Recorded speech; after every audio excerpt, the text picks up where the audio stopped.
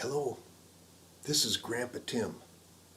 For some of you, I'm Uncle Tim, and for others, I'm just that old man down the street.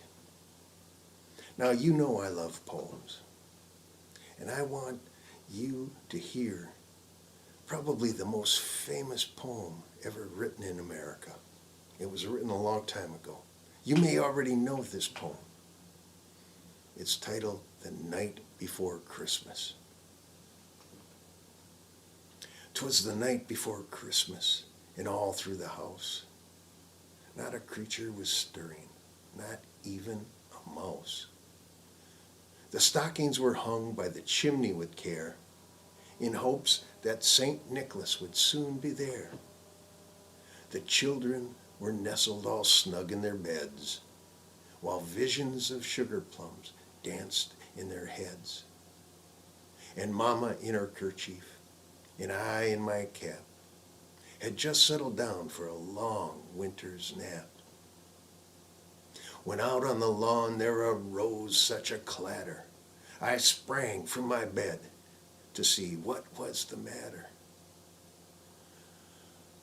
Away to the window I flew like a flash, tore open the shutters and threw up the sash. The moon on the breast of the new fallen snow gave a luster of midday to the objects below. When what to my wondering eyes should appear but a miniature sleigh and 8 tiny reindeer. With a little old driver so lively and quick, I knew in a moment it must be St. Nick. More rapid than eagles, his coursers they came. And he whistled and shouted, and he called them by name. Now Dasher, now Dancer, now Prancer and Vixen, on Comet, on Cupid, on Donner and Blitzen, to the top of the porch, to the top of the wall. Now dash away, dash away, dash away all. As the leaves before a hurricane fly, when they meet with an obstacle, mount to the sky. So up to the housetop, the coursers they flew, with a sleigh full of toys, and St. Nicholas too. And then in a twinkling I heard on the roof the prancing and pawing of each little hoof. As I drew in my head and was turning around, down the chimney St. Nicholas came with a bound. He was dressed all in fur from his head to his foot, and his clothes were all tarnished with ashes and soot. A bundle of toys he had flung on his back, and he looked like a peddler just opening his sack. His eyes, how they twinkled, his dimples, how merry.